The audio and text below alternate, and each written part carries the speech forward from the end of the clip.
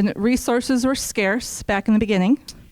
Let's just go back to the thought process wasn't we have women's sports. If it's good for the boys, it must be good for the girls. All the qualities that you learn and all the opportunities you have, it was, we have this law, we have to do it, but we don't have to do it well. And we were not here to be great in any of our female sports. And we were here literally, I mean, when my first day of work, I got to Michigan, and I came from East Lansing, just so in case you didn't know. And I was thrilled to get to be at the University of Michigan.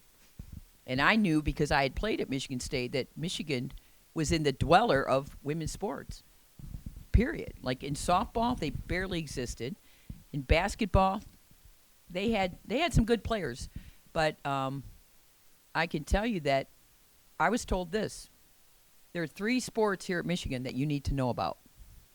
Football, winter conditioning, and spring football.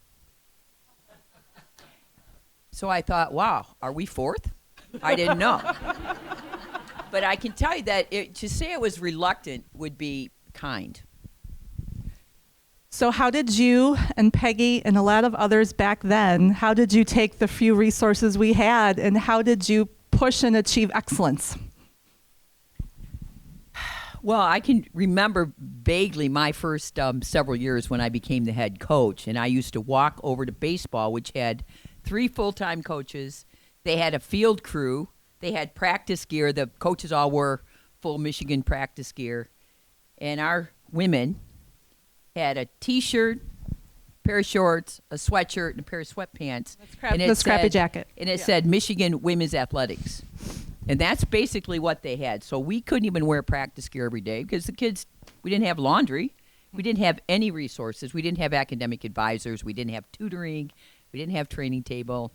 We did have doctors, but we just didn't have any of the resources allocated. We had some scholarships, but they didn't begin to cover our teams.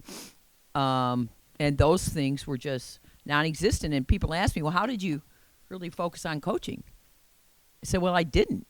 I had to focus every day. First of all, when I became the head coach in 85, and several women became, this is when James Duderstadt basically went to Jack Weidenbach and said, we have to do better. And I'm sure part of it was driven by the fact that we were a lawsuit waiting to happen. There was a Title IX lawsuit here that could have been epic. But I had just become a head coach, and that wasn't how I wanted to start my career.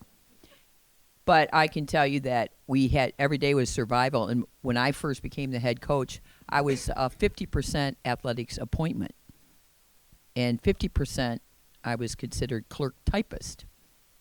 And I remember when I interviewed with Don Canham, this is a true story, and I finally got sent in there. I'm this lowly assistant. I put on the only clothes I had that were a skirt and a suit coat, and I remember somebody saw me later and said, that doesn't even match.